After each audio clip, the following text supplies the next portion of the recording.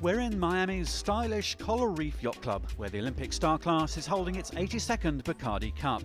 This regatta is renowned for being relaxed and social. Well, the clue is in the title.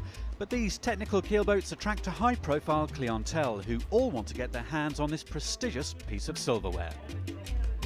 Well, I've been fortunate to win 7 times, and it would be great to win 8. I think Schoonmaker and I are tied for 7, but it gets a little harder and harder each time, but we'll give it our best. Yeah, we're lucky. Bacardi is just one of the best regattas there is in the world, and sailing here on Biscayne Bay is some of the best sailing you can do anywhere in the world. And the Star Class is one of the most competitive classes and kind of the funnest to sail in because of the competition and because of the complexity of the boat. Mast in particular.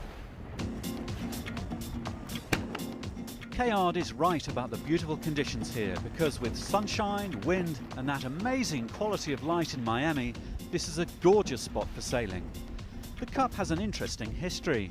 It started in Cuba in 1927, where the Bacardi family ran their distillery. But in 1957, during Castro's revolution, Bacardi moved its business and the regatta to Miami.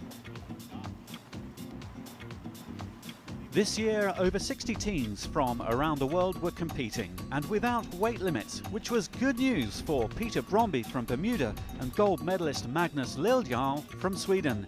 With 3 seconds and a first in race 4, these heavyweights lauded the leaderboard. Today was a big step in the right direction. We got a good start and made our job easy until at least till the last run when Don Van der Molen came back on us, and fortunately we were able to keep him behind us in the end. I'd love to win the Bacardi, and you're right, I think I've been second 4 times in this thing, and the way it's going right now with 4 races gone, looks like Peter Bromby's got this one pretty locked up. It's great to be sailing with Magnus. It's the second time we've sailed together, first time doing these positions. I crewed for him in the Masters, and we did well there, and then he's crewing for me here, and it's been going quite well so far. But to be honest with you, I don't deserve to win this time. I mean, I can feel how rusty I am. We had a great start today, and both us and Peter Bromby were really launched in front of the fleet, and I got reeled in, and at what point, I don't know, I was 5th or 6th, and we made some mistakes, and so that's just, you can't jump back in a class like this after not being out there for 4 years and expect to win the Bacardi Cup. That wouldn't be right. At the halfway stage, it was time to relax at the bar and enjoy the hospitality and midweek prize giving, with Tito Bacardi handing out the trophies. Tito? Race 5 kicked off in cracking conditions, and what a beautiful sight. 65 stars powering off the line. The courses were simple windward-leewards, lasting about 90 minutes, and there was only 1 race a day. At the top mark, German skipper Mark Pickel with Steve Mitchell pulled out a decent lead, and it looked like the lefts that were paying for Bromby and Liljedahl were not in play today.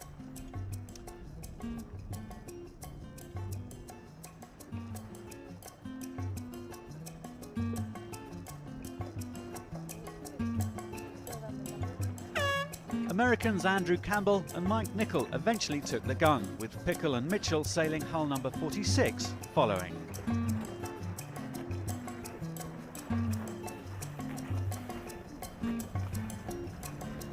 This was the penultimate race, and it proved a bit of a shocker for Bromby and Liljedahl in the BER 8272 boat, hull number 54. They'd picked the wrong side and ended in 24th, which brought Americans Mark Mendelblatt and Bruno Prada within easy reach of the top spot on the leaderboard. Tell me, how does the points shake out now? What's the story? Somebody told me that it's 12.3 versus 17, so we have a 4.7 point lead. We've got to put 4 boats between us and Peter and Magnus and hold off the other guys, and we got a shot at winning. Will you cover him in the race tomorrow? Well, I'm sure he's thinking the same thing. He's going to cover me too, so it just depends, hopefully we're going to get off the line better than him tomorrow, and we'll see where it shakes out after that. But that'll be our plan will be to get off the line well relative to him and hold him behind us. So I'm sure he's thinking exactly the same thing. So what would be your game plan with Peter? Are you going to cover him, or what's the story there? Well, I can't tell you because we haven't figured it out yet, but we're going to try and just get a good race first and foremost, because he's not the only player in the game now, and hopefully we can have the boats that we need between and not have to do, not have to go into attack mode. But first thing is to get in front of them and stay in front of the guys that are also in it, and if we can do that, we'll figure it out from there.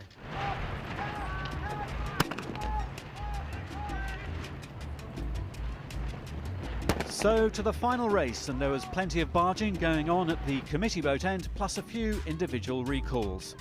Bromby and Mendelblatt were sticking together like glue, and their left up the beat saw them leading round the top mark and on the run. This was the tightest race so far, with crucial positions to be decided all the way through the fleet. It's a big deal to sailors in this fleet, whether they get a top 10 finish or a top 20 and so on. There's kudos to be had in their home club bars.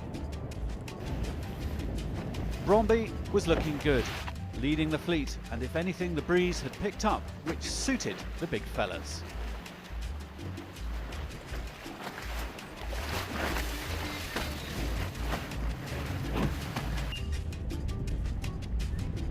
At the final top mark, with another 2 legs to go, Bromby and Liljedahl was still in front, which is a great way to win a championship. 7-time Cup winner Mark Reynolds finally found form in second place, sailing with Hal Haenel.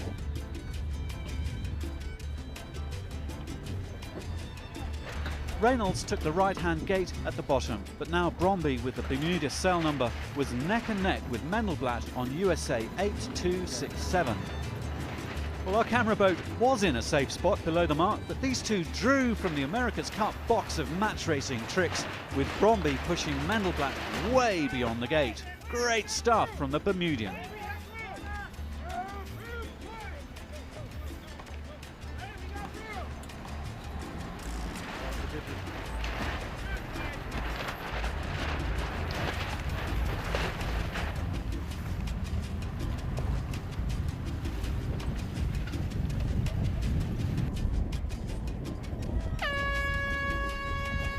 Line honours crowned their victory in a superb race, but Prada and Mendelblatt deserve credit for putting up such a good fight. For a while we made it interesting, but he really led from wire to wire there, and there was not a whole lot we could do, but a little disappointed, but still, feel like we got a good result in the regatta, and we're somewhat pleased. Yeah, today we got off the line to the right of Mark and controlled him up the first beat, and the breeze was fairly fresh, so we were able to make our size press that home up the first beat, where we had some great speed.